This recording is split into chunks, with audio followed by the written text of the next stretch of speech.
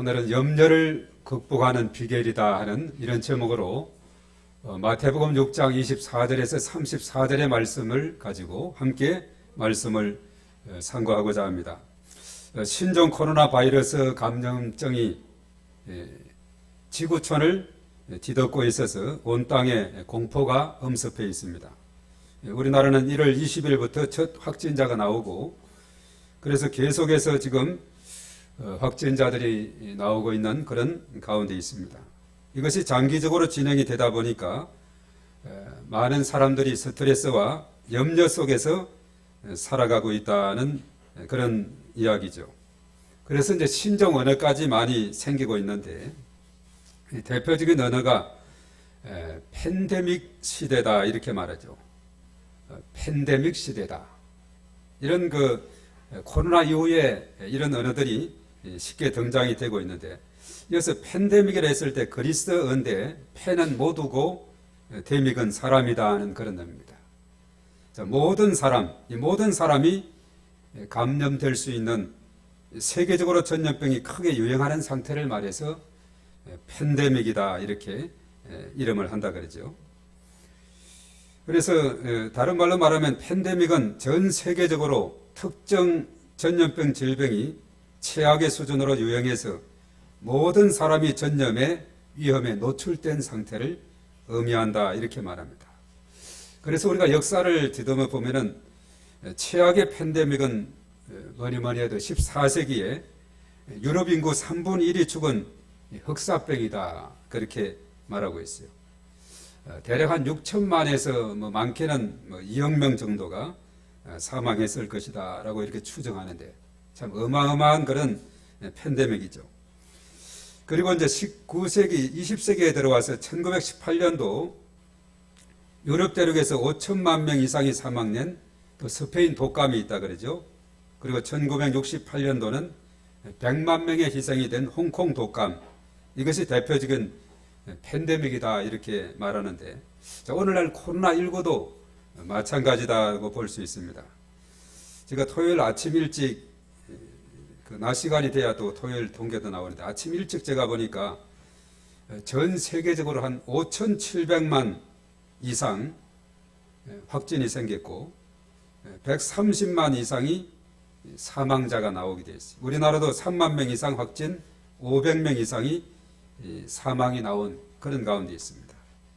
그러니까 이것은 스페인 그리고 홍콩 독감보다도 훨씬 더 많은 사망자를 낸 가운데 바로 이 코로나19가 계속이 되고 있다는 사실입니다.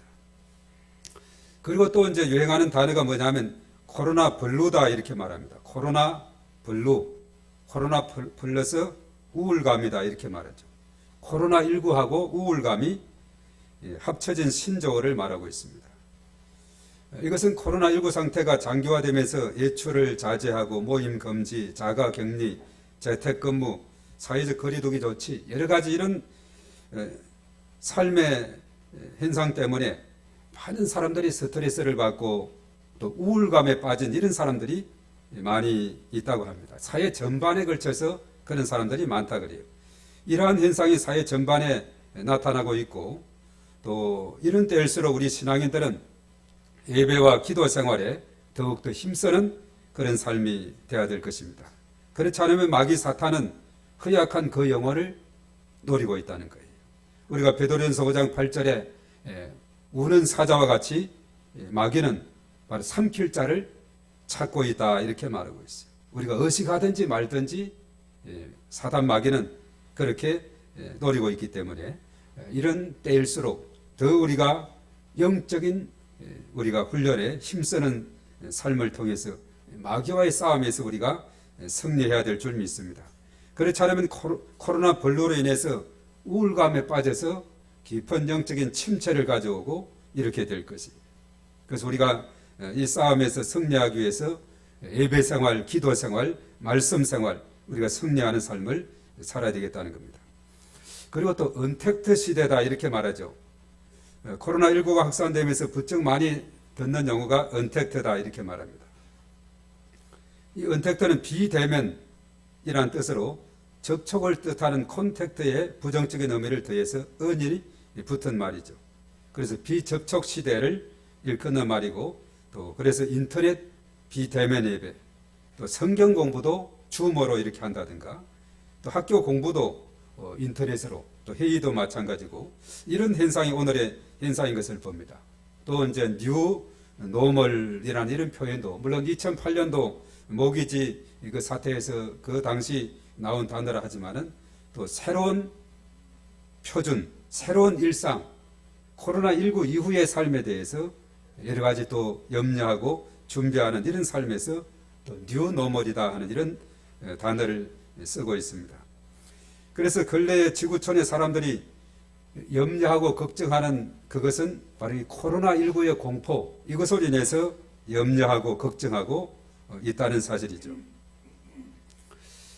그리고 우리가 이제 일상에서 우리가 이 땅에 살아가면서 일반적으로 세상 사람들이 염려하고 걱정을 하는 것이 뭐냐? 그것은 다름 아니라 먹고 사는 문제로 이렇게 염려하고 걱정하는 것을 보게 됩니다. 사람은 이 먹고 사는 것은 사람이 죽을 때까지 이 문제를 피할 수 없고 또 근본적으로 해결할 수 없는 그런 일이죠. 그건 오늘 예수님께서는 우리에게 기쁜 소식을 전해주고 있습니다. 먹고 사는 문제에 대해서 염려하지 말라, 이런 말씀을 여기에 하고 있어요.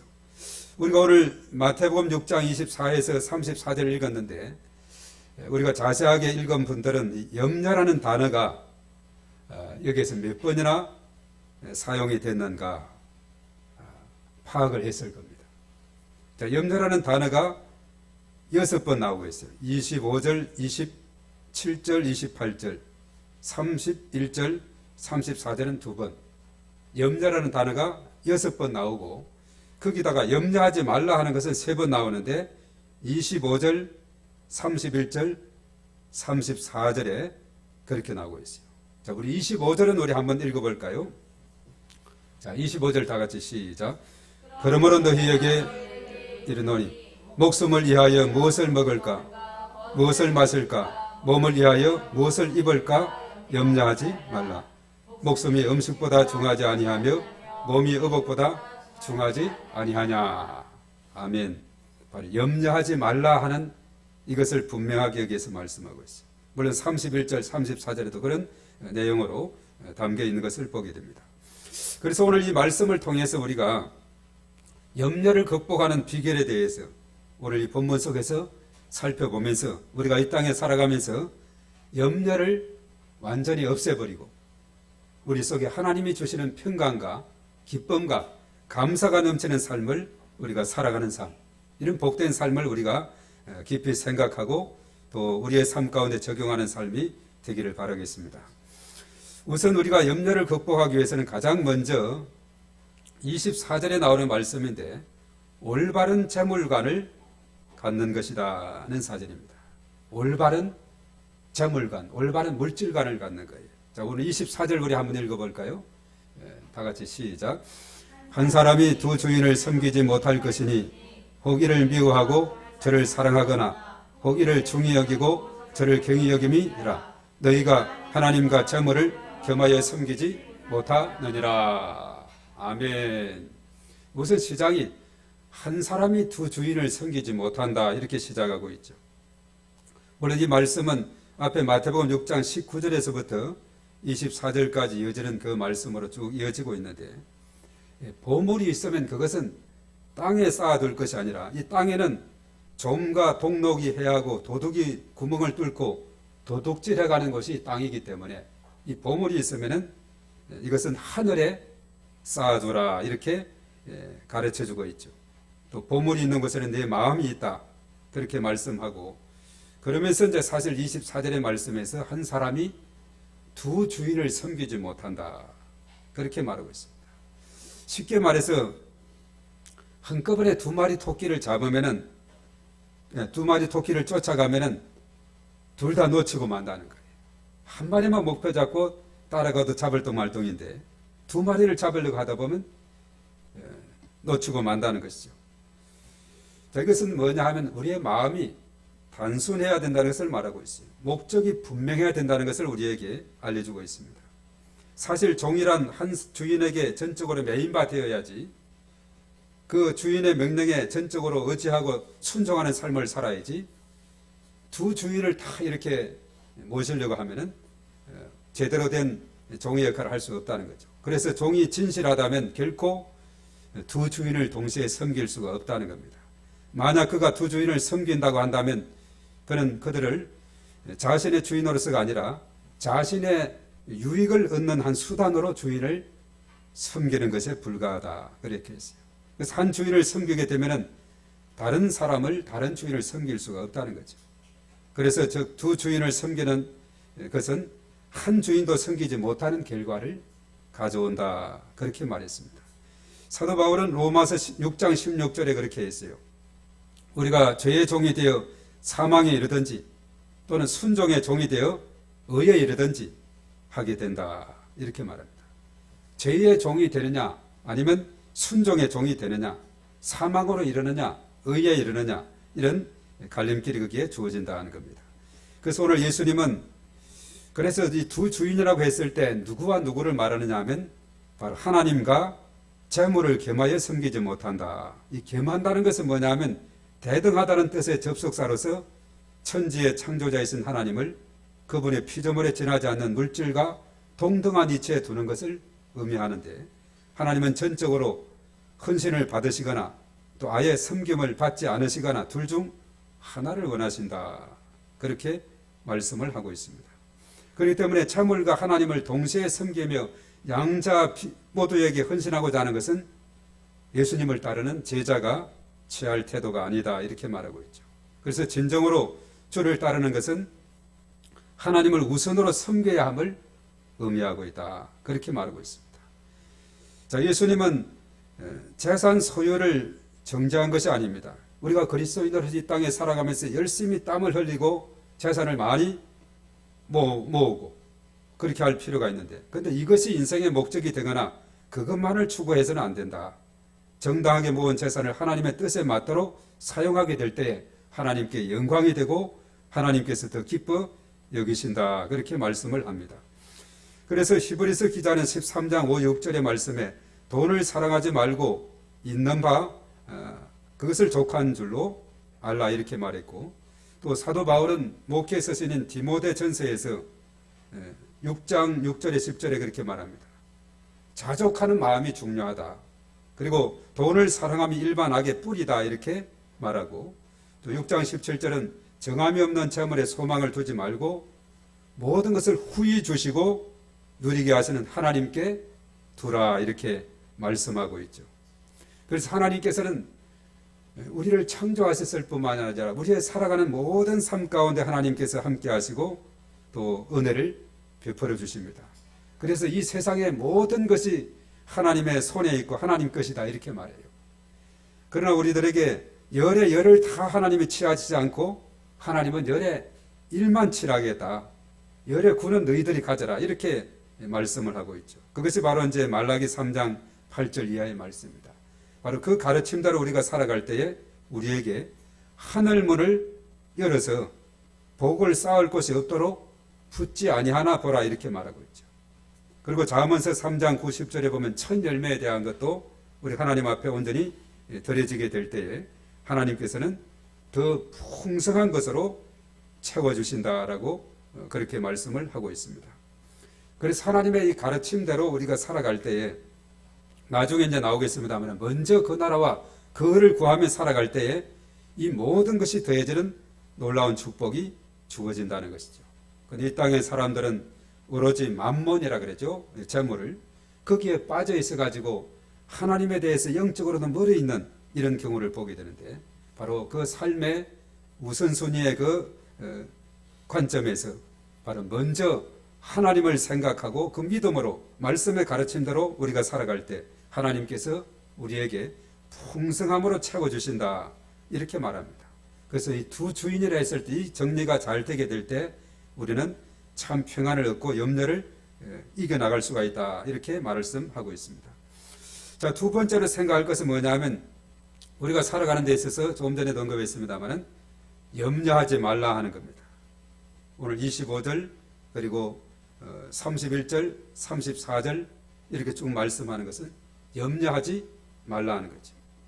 자, 예수님은 막연하게 염려를 내려놓으라 하는 그것이 아니라 각자 자리에서 주어진 그 일에 최선을 다하게 살아가면은 하나님께서 나머지는 책임져 주신다는 거예요.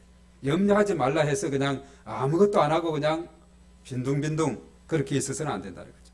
우리에게 주어진 그 상황에서 우리가 최선을 다하고 열심히 살아가면은 하나님께서 그 뒤는 다 책임을 져 주신다. 이렇게 말하면서 오늘 두 가지 비유를 들고 있습니다. 오늘 26절, 28절에 나오는데 공중의 새를 이렇게 비유하고 있어요. 자, 26절의 말씀 우리 다 같이 읽습니다. 시작. 공중의 새를 보라. 심지도 않고 거두지도 않고 창고에 모아 들이지도 아니하되 너희 하늘 아버지께서 기르시나니 너희는 이것들보다 귀하지 아니하냐. 아멘. 이 새들의 삶을 가만히 보면은 그들은 열심히 일하고 있어요. 열심히 활동하고 있어요. 그러냐 누가 먹여주지 않아도 그들은 얼마나 살찌게 살아가고 있는지 모릅니다. 우리가 전에 제주도에 우리 지방에서 갔을 때 한라산 등반을 하게 됐는데 이 한라산 꼭대기에 올라가니까 까마귀들이 얼마나 많은지 보통 이 밑에 있는 까마귀보다도 훨씬 더 까마귀가 커요. 살도 푸덩푸덩 찐 까마귀들이 얼마나 많이 까마귀들이 있는지 거기서 보면서 야 저렇게 많은 새들 누가 이렇게 먹여주지 않아도 아주 저렇게 살찌고 또 새끼를 잘 까고 잘 이렇게 자라가는 이런 모습을 보게 됐죠. 언젠가 또 몇 년 전에는 울릉도 독도 이 지역에 가니까 갈매기 떼들이 그 바닷가에 얼마나 갈매기 떼들이 많은지 그 유람선 배를 타고 있으면 누가 이제 새우깡 같은 걸 이렇게 주면은요 쫙 날아와서 먹게 되는데 장갑을 그때는 좀 손가락이 나오는 장갑을 꼈는데 내 손가락을 탁 물고 그냥 이게 새우깡인 줄 알고 얼마나 동작이 빠르게 왕성하게 이렇게 있는지 모릅니다. 이 인도양 쪽에 보면 아프리카 동부 인도양 쪽에 섬이 아주 좋은 섬이 그저께 소개하는 걸 들었는데 세이셸 섬이라고 그 섬에는 아예 버드 아일랜드라 해가지고 새들의 섬이다 해서 거기에는 새들이 얼마나 그 섬에 많은지 새들이 하늘을 나르니까 하늘이 까매요. 그 많은 새들을 사람들이 먹이지 않아도 얼마나 왕성하게 그들이 이렇게 자라가고 있는지 참으로 놀랄 따름입니다. 그래서 오늘 여기서도 공중의 새를 보라. 다 하나님께서 기르신다. 이렇게 말하고 있죠. 그리고 이제 이 32절의 말씀에서도 그랬어요. 이는 다 이방인들이 구하는 것이다. 너는 저 새들보다도 더 귀중하다. 우리 한번 읽어볼까요? 다 같이 시작.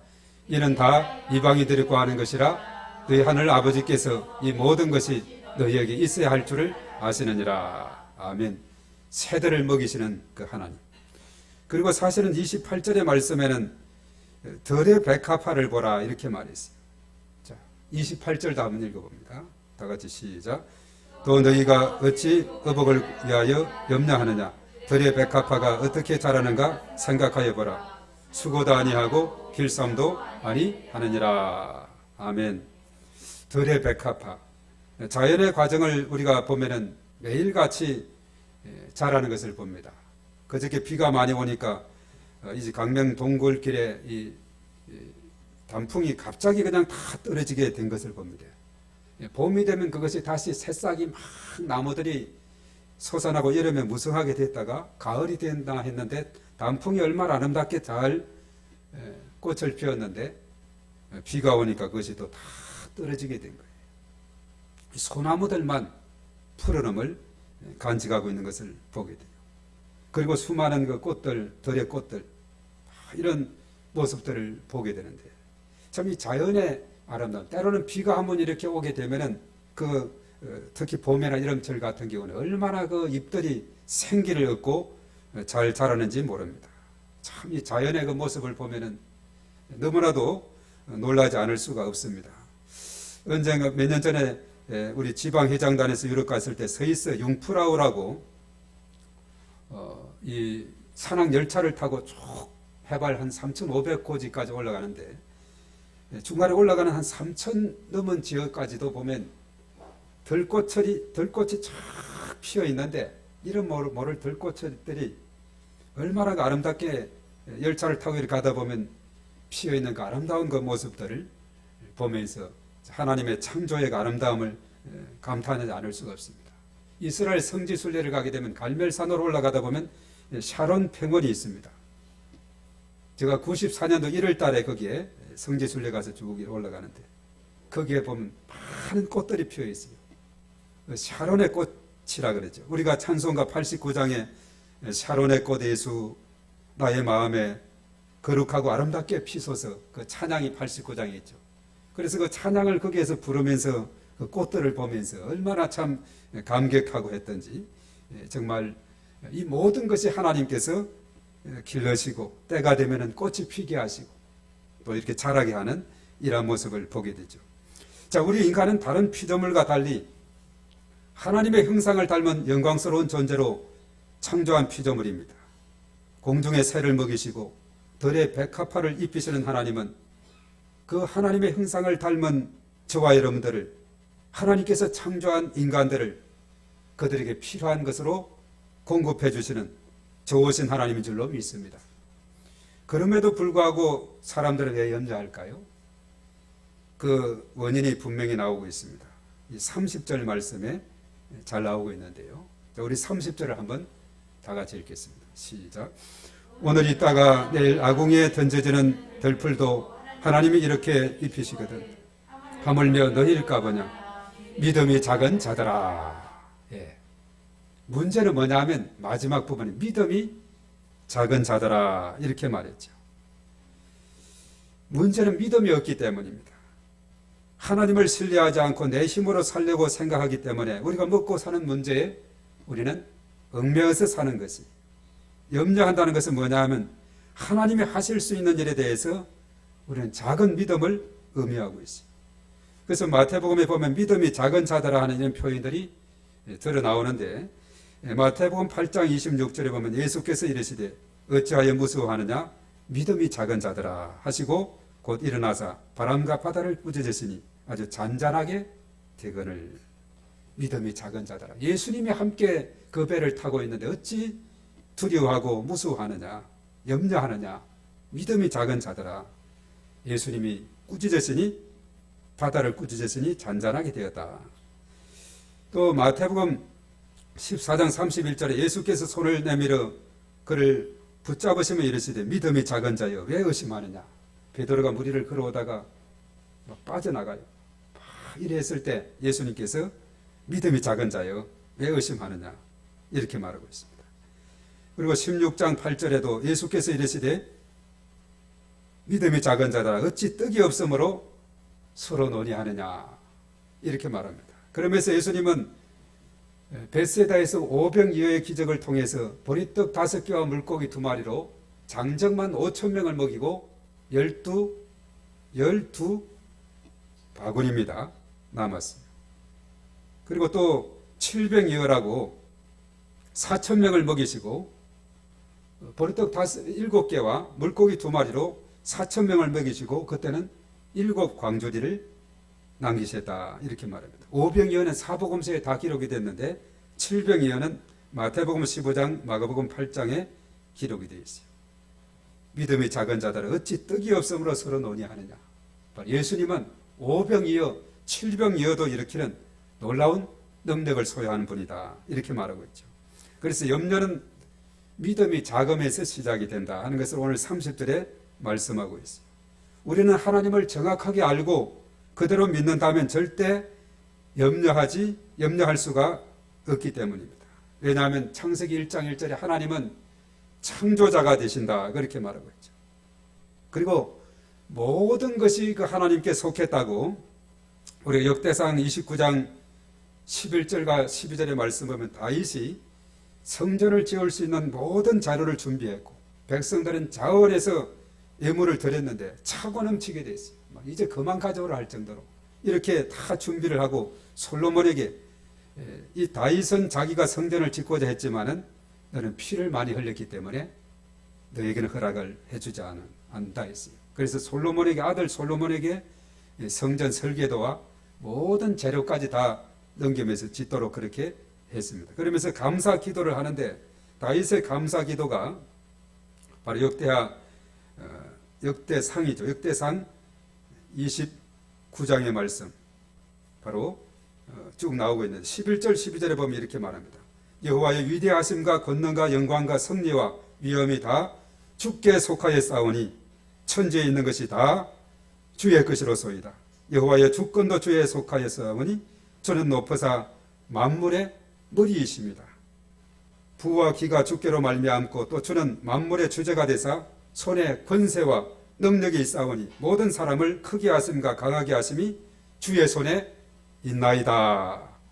이렇게 다윗은 감사하며 하나님 앞에 기도했습니다. 창조자, 모든 것의 주인 되시는 하나님. 그리고 로마서 8장 32절은 죄인인 나를 위해서 아들까지 아끼지 아니하시고 내어주신 분이 하나님이십니다.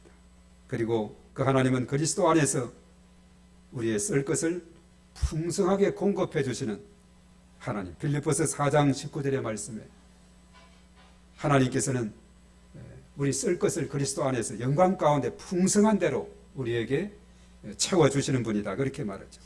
그러기에 하나님 앞에서 염려할 필요가 없는 것입니다. 그렇다고 해서 이 세상을 등질하는 것이 아니죠. 하나님께서 맡겨주신 그 자리에서 최선을 다하고 우리가 살아갈 때 먹고 입을 것을 얻고 또 풍성한 것으로 채워주신다. 그렇게 말씀하고 있습니다. 그래서 오늘 이 31절의 말씀에 그러므로 염려하여 이르기를 무엇을 먹을까 무엇을 마실까 무엇을 입을까 염려하지 말라. 이렇게 말씀하고 있죠. 그래서 우리 그리스도인들의 삶은 매일매일 하나님께서 맡겨주신 일들을 성실하게 감당할 때 그의 천부이신 하나님께서 매일의 필요를 채워주신다. 이것이 바로 오늘 26절 그리고 32절의 말씀에 그렇게 말하는 32절 우리 다 같이 읽어보겠습니다. 다 같이 시작.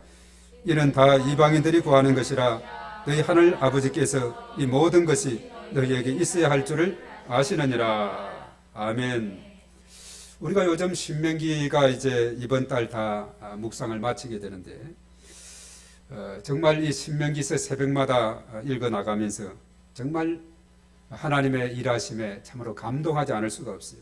이스라엘 백성들의 그 여정을 가만히 보면은 우리가 신명기 지난번에 32장 7절에서 14절에 보면은 많고 많은 나라와 민족들 중에 이스라엘 백성들을 하나님께서 특별히 선택하셨을 뿐만 아니라 언제나 눈동자같이 그들을 늘 보호해 주시고 그리고 그들이 먹을 것 마실 것 필요한 것을 공급해 주신 하나님.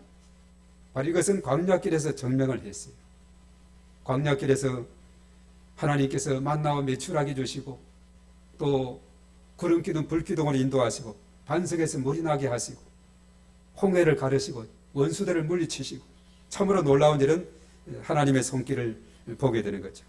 그리고 그 만나는 우리가 여호수아 5장 12절의 말씀 볼 때 가나안 땅에 들어가서 첫 소산물을 먹게 되었을 때 그 다음날 만나가 그쳤더라. 다음부터는 그 땅의 소산물을 먹게 되었다. 이렇게 말하고 있어요. 참 하나님은 정확한 분이시죠.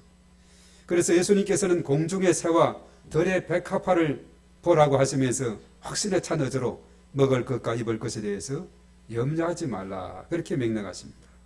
자, 이것은 근거 없는 말씀이 아니라 하나님을 온전하게 잘 믿는다면은 우리의 살아가는 모든 삶은 하나님께서 우리를 지켜주시고 인도해 주시고 보호해 주시고 지금까지 우리가 여기까지 오게 했듯이 앞으로의 삶도 하나님께서 우리의 삶 가운데 동행하시고 인도해 주실 것을 믿습니다.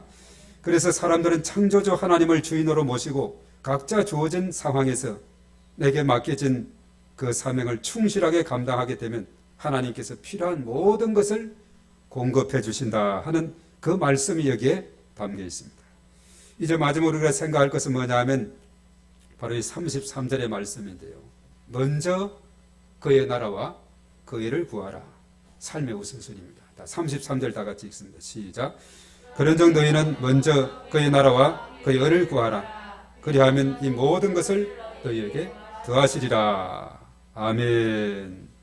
자, 예수님은 그리스도인들이 재물에 대한 바른 시각을 갖지 않으면 이방인들과 똑같이 염려 속에서 산다 하는 것이 바로 오늘 앞에 31, 32절에 말씀했죠. 이제 그리스도인들은 이미 임하신 하나님 나라 가운데서 하나님의 통치를 받으며 살아가는 사람들입니다. 그래서 그 나라 가운데 거하면 우리의 왕이신 하나님께서 우리의 삶을 책임져 주신다는 거죠. 그래서 성도는 이방인들이 구하는 것이 아닌 그의 나라, 하나님의 통치, 그의 의, 그의 명령을 우리가 구해야 된다 하는 사실입니다. 그래서 예수님은 이 문제에 매이지 않기 위해서 우선순위로 하나님 나라와 의를 이렇게 언급하고 있습니다. 우리의 관심을 내게서 하나님께로 돌리게 될 때 내가 필요한 모든 것이 더해진다. 하나님은 적어도 누르고 흔들고 넘치도록 베풀어 주시는 하나님이시다. 이렇게 말씀하고 있죠. 그래서 우리가 걱정하는 것은 뭐냐? 우리가 결론적으로 34절에 언급하고 있어요. 그러므로 이렇게 하면서 결론을 맺고 있는데 우리 34절을 다 같이 읽어봅니다. 시작. 그러므로 내일 일을 위하여 염려하지 말라. 내일 일은 내일이 염려할 것이요 한날의 괴로움은 그날로 족하니라. 아멘. 내일 일을 염려하지 말라. 내일 일은 누가 염려해야 되느냐? 내일이라는 그 사람이 염려해야 되는데 우리가 염려하고 있다는 거죠. 내일 일은 내일이 염려할 것이요 한날의 괴로움은 그날의 족하니라. 그래서 사람이 걱정하고 염려하는 것은 뭐냐 하면 그래요. 막연한 미래, 아직도 오지 않은 그 일에 대해서 그리고 과거에 대해서 이렇게 깊이 생각하면서 걱정, 근심을 하고 있다는 거죠. 한날 괴로움은 그날에 족하다고 그렇게 말씀했고 내일 일은 내가 아니라 내일이 걱정해야 한다라고 34절에 말씀하고 있어요. 그래서 오늘 우리가 염려하는 것은 무엇입니까? 그 문제를 눈을 들어서 하나님 나라를 바라보게 된다면 지금까지 염려하고 걱정했던 것이 아무것도 아니었다는 것을 우리가 깨닫게 될 것입니다. 우리는 세상의 주인이신 하나님의 영광스러운 자녀이기 때문에 그렇다는 거예요. 자녀는 아버지께서 책임져 주시는 겁니다. 이 믿음으로 우리가 나아가야 됩니다. 그래서 우리의 믿음을 강화해야 된다는 거죠. 의심하지 말아야 됩니다. 의심은 믿음의 적이라 그랬어요. 우리가 마태복음 21장 22절의 말씀에 의심치 않고 믿으면은 그리고 믿고 구하면 이루리라 그렇게 말했죠. 그리고 빌립보서 4장 6, 7절의 말씀에 염려는 말고 기도하라. 아무것도 염려하지 말고 모든 간구와 기도 다 하나님께 맡기라. 그래야 하면 하나님의 평강이 너희 마음과 생각을 지켜줄 것이다. 그렇게 말씀을 하고 있습니다. 그래서 우리가 주어진 상황에서 중요한 것은 뭐냐? 감사의 제목을 찾으면 굳은 믿음을 가질 수가 있습니다. 부정적인 시각에서 현실을 바라보지 말고 긍정적인 시각으로 바라보면 얼마든지 감사의 조건들이 많이 나오게 된다는 사실입니다. 우리가 이번에 다니엘 기도에 우리가 금년도 5번째 우리가 가지게 된 2016년부터 2015년은 저 혼자서 쭉 보면서 필요한 것은 우리가 오후 시간에 동영상으로 받고 2016년부터 이제 5번째 우리가 가지게 됐는데 자, 이번 강사님들의 그 모습을 보면서 다양한 여건과 상황 속에서 참으로 참 살아가는 그들의 모습 속에서 많은 깨우침을 우리에게 주고 있는 것을 보게 됩니다. 그들의 모습 그리고 또 우리가 불우한 사람에 대한 소개하는 사랑의 헌금의 시간 이런 것을 보면서 정말 이 세상에 참 다양한 어려움과 고통 속에 있는 사람들이 있구나. 그리고 강사진들도 그냥 평범한 사람들이 아니에요. 정말 어려운 과정을 쭉 겪어와서 그것을 잘 극복하고 이것을 승리한 사람들 그리고 주님을 인격적으로 만난 사람들에 대한 겁니다. 월터 디즈니가 그렇다 그랬죠. 자신의 살아오는 삶의 과정에서 장애물과 역경, 어려움들은 자신을 더욱더 굳세게 만들고 강하게 만드는 미끄럼이었다. 이렇게 말을 했는데 이번에 이 간증자들의 모습을 봐도 참 그들이 그 인생에 얽히고 설킨 그 고난의 여정의 터널을 지나가면서도 끝까지 그것을 믿음으로 극복해 나가면서 그 장애물을 이겨나가는 그들은 그들의 모습을 보면서 참으로 인간 성공 드라마라고 이렇게 볼 수가 있죠. 그래서 쭉 들으면서 그래서 내가 구원받은 것 감사하고 또 이렇게 걸어 다닐 수 있는 것도 감사하고 그 청년 아주 튼튼한 청년이 있었죠. 아주 그냥 추락이 돼가지고 전신마비 된다 했는데 그냥 휠체어를 탈 수 있고 상반신은 완전히 힘을 재활을 통해서 얻게 되어서 활동하면서 또 인터넷 이것으로 해가지고 그 또 동호회로 그런 어려움 속에 있는 사람들을 돕는 그런 일을 하는 그분은 아무리 글을 해도 이제 더 걸을 수 없는 그런 사람이 되죠. 축구를 했고 과거에는 그랬던 사람이었는데 그래서 우리가 걸어 다닐 수 있다는 것 참 이것도 너무나 감사한 일이에요. 팔을 이렇게 하면서 마음대로 걸어 다닐 수 있다는 것. 누가 그러대요. 인간의 질병의 90% 이상은 하루 1시간 잘 걷기만 해도 낫는다. 이런 이야기가 있는데 이 참 우리가 걸을 수 있다는 것 얼마나 참 복이 되는지 모릅니다. 그리고 소망이 있음에 감사하고 예배 드릴 수 있음에 감사하고 탈북자 두 사람이 이번에 나왔는데 그 중에 탈북자 사모님 간증 들어봤죠. 북한 지하교회 그 실상을 들으면서 우리가 마음껏 하나님을 찬양하고 기도하고 예배 드릴 수 있다는 것. 비록 코로나 상황에서 제한이 되고 하지만은 그래도 우리가 또 현장에서 이렇게 그나마 또 드릴 수 있다는 것. 참으로 너무나도 감사하지 않을 수가 없습니다. 그리고 제가 언제나 이런 가운데서도 건강하게 주회전에 올라와서 또 예배의 자리로 와서 예배를 드릴 수 있다는 것. 그래서 우리가 가만히 감사의 노트를 적어보면 너무나 감사할 제목들이 많이 나오게 된다는 겁니다. 마지막 날 간증했던 21째 간증했던 인생이 얽히고 고난의 연속 속에서 지내오면서도 마지막의 결론은 하나님은 언제나 옳습니다. 그 간증에 참 감동을 많이 받았어요. 바로 결론적인 고백은 감사하는 자만이 고백할 수 있는 간증이죠. 로마서 8장 28절에 하나님을 사랑하는 자, 그 때때로 부르심을 입은 자들에게는 모든 것이 합력해서 선을 이루시는 하나님인 것을 우리가 깨닫게 됩니다. 그런 간증을 통해서 바로 이렇게 그 상황에서 어떻게 감사라는 표현을 쓸 수 있느냐, 하나님이 옳다고 표현할 수 있는가, 바로 이것이 진정으로 승리하는 신앙인의 삶이고 염려를 극복한 신앙인의 모습이 됩니다. 모든 염려는 오직 창조자이시며 우리의 영원한 주인 되시는 하나님께 맡기고 모든 것에 감사하며 나아가는 그 믿음이 바로 염려를 극복하는 비결이 될 수 있다 하는 것을 깨닫게 돼요. 그래서 이제 염려를 벗고 평안과 기쁨으로 날마다 살아가는 복된 삶이 우리의 삶 가운데 늘 펼쳐지는 그런 아름다운 삶이 되기를 바라겠습니다.